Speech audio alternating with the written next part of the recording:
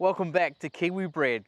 This year will be the final time Dubawi stallion Makfi shuttles to Westbury Stud, sold to Japanese interest just as he was hitting his straps here in New Zealand.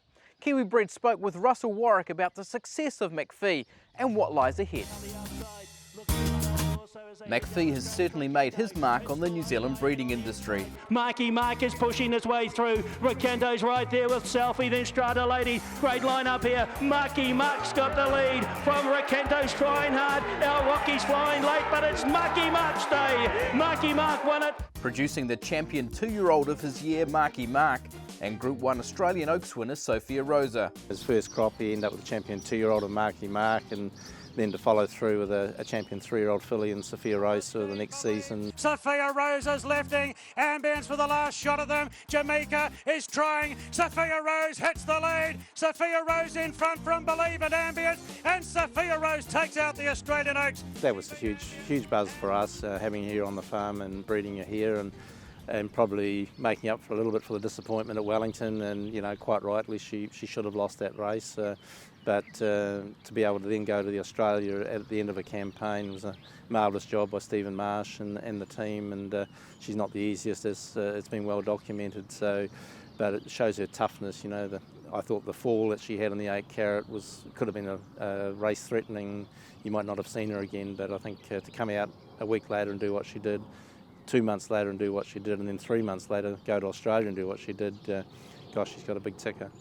Russell, 2 horses you spoke about, Mark being a Group 1 2-year-old winner and Sophia Rosa a classic winner over 2,400 metres. Does that say something about his versatility? 100%, and I think we've seen that with Dubawi. I think he's had a Breeders' Cup juvenile winner, and yet he's had 2-mile winners and Dubai World Cup winners and things like that. And when you look at Dubawi in Australia, he's had the likes of Shrikandi win a Stradbroke, and so I think Dubawi's extremely versatile himself. And I guess when you look at Makfi, he resembles Dubawi a lot. His pedigree resembles Dubawi, so probably not totally surprised that he can get a 2-year-old and get a 3-year-old, and also get a 1.5 mile horse. So makes him a very exciting stallion prospect going forward. Makfi has spent the past 6 Southern Hemisphere breeding seasons shuttling to New Zealand, but a recent agreement between his owners Qatar Bloodstock and the Japan Bloodstock Breeders Association has meant 2016 will be the last year he will serve at Westbury Stud. Qatar Bloodstock obviously paid a lot of money for Makfi at the end of his racing career, and we were fortunate enough to partner with him to when he shuttled to this part of the world. But the Japanese offer was extremely lucrative, and one that they felt they couldn't turn down. We had a group of New Zealand breeders that we put together to try and buy the Southern Hemisphere rights, and made a substantial offer for those, and unfortunately it didn't match the Japanese offer for the collective portion of the whole horse. So we've got to make hay while the sun shines. We've still got the rest of the season to go, and we've had 6 seasons of him standing in New Zealand now, and he's had a champion 2-year-old in his first crop, and an Oaks winner and the New Zealand Filly of the Year also from that same crop. 4 stakes winners in Australia, and I'm sure as fortune will have it, they will just continue to get better and win more stakes races, and we're not going to have access to him. So, yeah, disappointing on one hand, but I think on the other, we've got to count ourselves lucky that we've had him for 6 seasons and retained a lot of his bloodstock. By Dubawi, who is asserting himself as one of the world's leading sires, and out of Green Desert mare Dalal, Makfi's bloodlines have worked well in the Southern Hemisphere. I think it's an affinity with mares and compatibility. I think he's out of a Green Desert mare, and we know through the likes of Cape Cross and Desert Sun and Volksrad how Green Deserts work exceptionally well in this part of the world. So I think the Dubawi, he's got a lovely pedigree, and then to have the Green Desert on the dam side has really made him very compatible and very acceptable to a lot of our broodmare population.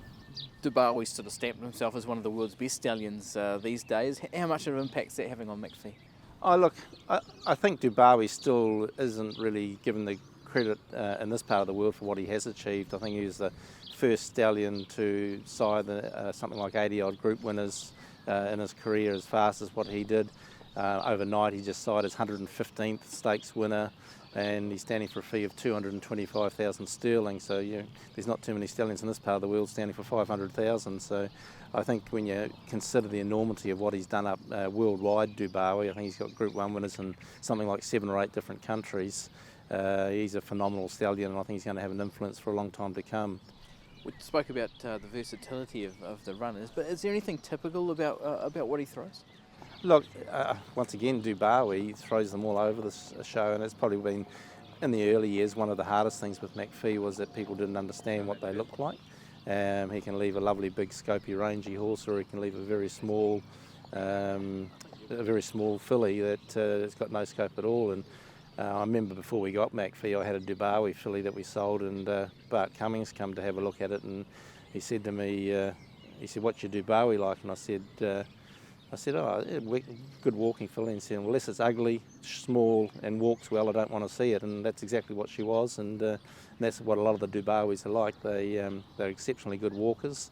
They're not always big horses, and yet massive girths on them, which I think you see with Makfi and a lot of his progeny, is that he leaves a tremendous girth on his horse and hopefully plenty of heart room. A physically imposing horse, Makfi had all the attributes for success on the racetrack. Under the care of French trainer Mikel Dangles, the son of Dubawi was a dual Group 1 winner, triumphant over gallopers the class of Goldacova and Canford Cliffs. He won the 2,000 guineas, and I think probably the run that really stamped him gave him his world ranking was when he won the Jacques Marat in France, because he was a 3-year-old and raced against the older horses, and the world benchmark that year was a mare called Goldacova, and she raced 6 times in Group 1 level around the world.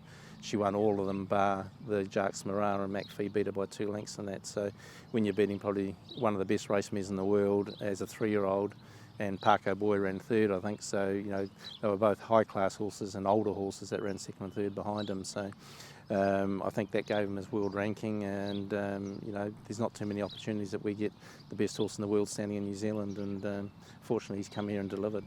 Russell, what's on the horizon with Makfi now, with runners on the racetrack?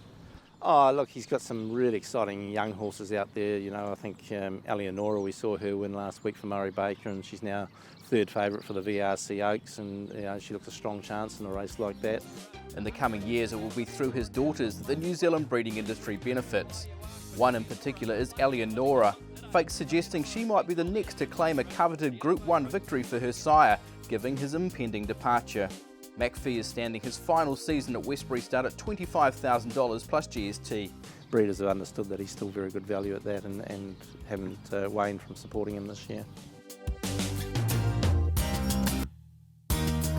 Yes, disappointing news for Westbury Stud, losing the services of Makfi, but they still retain plenty of depth to their stallion roster. We're back here at Westbury Stud next week to check out the first crop of foals of exciting young sire El Rocker. Right now we take another short break here on Kiwi Bred. When we return, we're at the Oak Stud to find out how Niagara has settled into his new home.